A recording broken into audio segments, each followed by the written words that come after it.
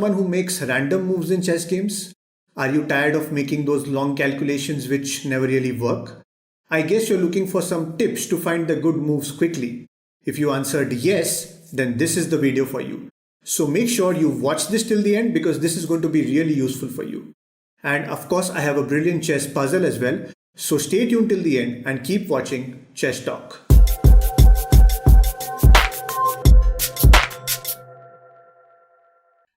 I'm sure most of you feel that chess is very complicated because it involves so much of thinking. You are already trying to find too many answers during a game, like what is my opponent thinking, what is the best move that I can play, am I calculating correctly, should I attack, should I defend, different strategies, tactics, ideas. So many questions you have. But hold on, are these the right questions to ask? Well, that's what we are going to focus on in this video. In this chess masterclass, I'm going to share with you a simple 5-step thinking process, and I can guarantee that if you follow this systematic approach of thinking, then you can easily take your game to the next level. Okay, so what are these 5 steps? It is the popular SWOT analysis plus one extra step which I will discuss at the end of this video. As most of you already know, SWOT analysis stands for strengths, weaknesses, opportunities, and threats. How will we apply all this to chess? Well, I will explain that through different examples, so I request you to think along with me and this will be well worth your time. Okay, so let's say in this position you're looking to play pawn to d3. How will you evaluate this move? What should be the correct questions you should be asking yourself? When we are talking about your move, 2 basic questions need to be asked. What are the strengths of this move?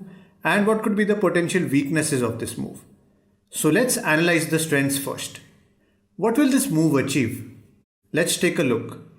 If you play this move, you can control these 2 squares, c4 and e4. You are consolidating the center by adding another defender to the strong e4 pawn. Another good thing is that you're opening up this diagonal for your bishop, which will help in developing it later on. Those are the strengths that we can see. Now let's look at the potential weaknesses. When we talk about weaknesses, you need to compare and evaluate. So this is how it is at the moment, and this is how it will look after you play this move. What's the difference? Does this move create any weaknesses? The obvious one is that you will lose control over these 2 squares, c3 and e3. Also, this knight becomes undefended, which makes it vulnerable to attack. Plus, this diagonal is also getting blocked, which will make this bishop less effective. And you can also say that your king is getting slightly exposed, which makes it a candidate for potential checks and pins on this diagonal. Now in this same position, let's try and evaluate another move.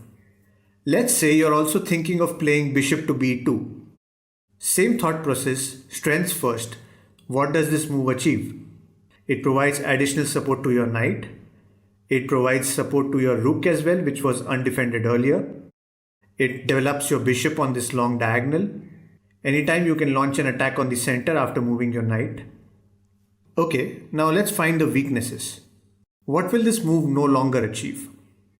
The only thing I can think of is that this pawn will lose a defender, but we still have other pieces guarding it, so it shouldn't be a problem.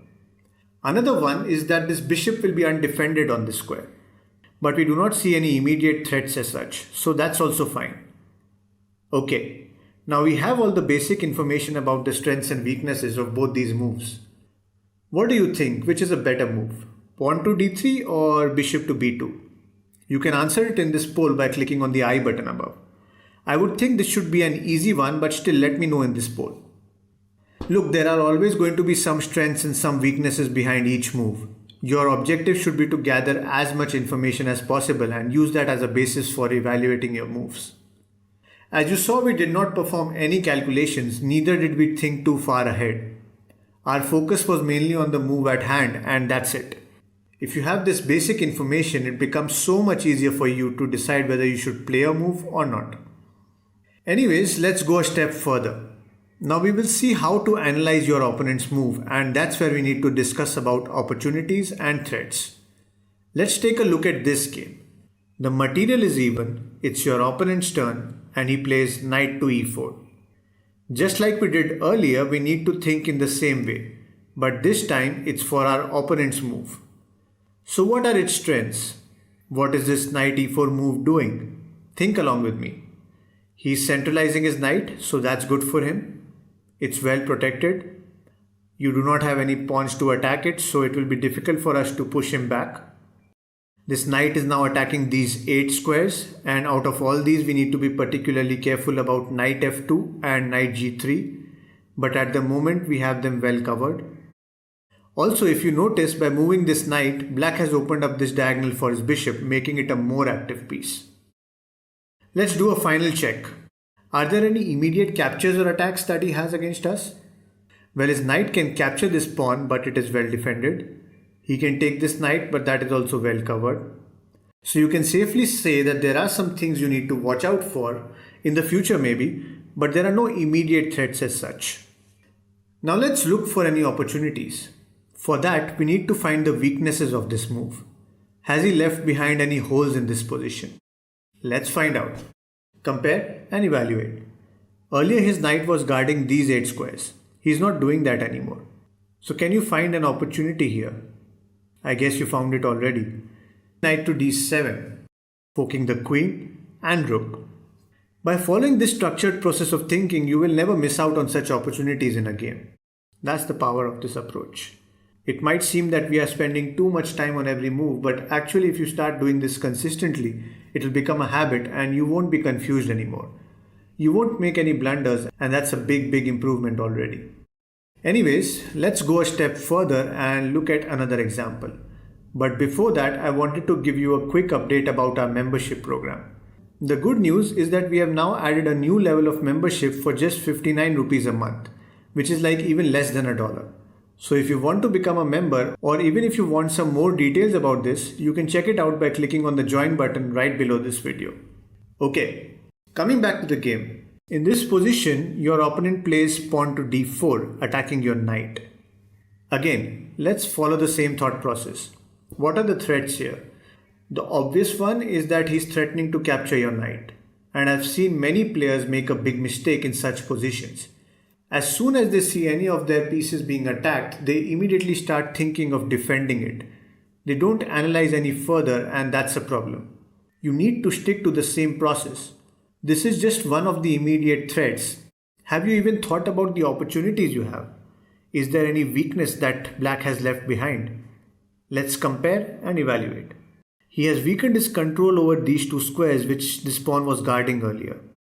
Another point is that this move might result in pawn exchanges, and soon we might have an open center. And considering this black king is still in the middle, this is not necessarily good for black. Okay, what else? Can you see this pawn? As a result of this move, this pawn is now fully exposed. Can we launch an attack on this undefended pawn? Of course we can. Our bishop is attacking this diagonal, so we can simply gobble up this pawn, and on top of that it's a check. So black cannot take your knight. Instead, we take his rook first. This brings us to our 5th step, which is also very important. And that is to always look for opportunities even when there is an immediate threat.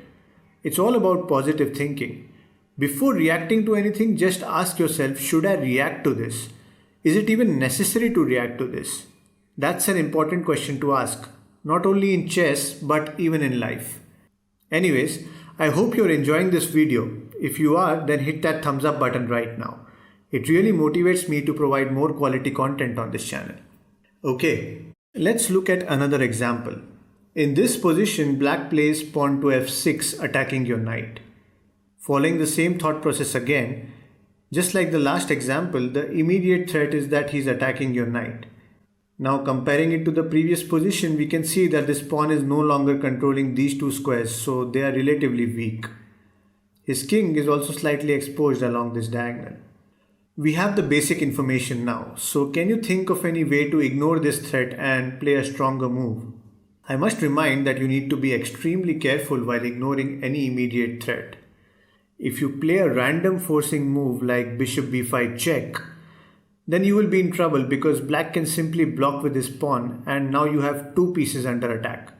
So if you're ignoring a threat, then you need to have a powerful counter attack. So please double check before taking any risks. Okay, so it's puzzle time. But before moving on to today's chess puzzle, I would like to remind that if you want to learn some cool chess tricks and become a better chess player, then you should subscribe to our channel right now. And don't forget to hit the bell to turn on all notifications. Okay, so here's the puzzle. In this position, it's your turn and you need to find the best move continuation for white. If you're able to find the solution to this puzzle, then share it in the comments below. Whoever gives the correct answer with the perfect explanation, I'll be pinning that comment at the top so that everyone can see it. All the best guys, let's see how many of you can solve this. Well, don't forget to like this video, and if you haven't yet subscribed, then subscribe now. Thanks for watching.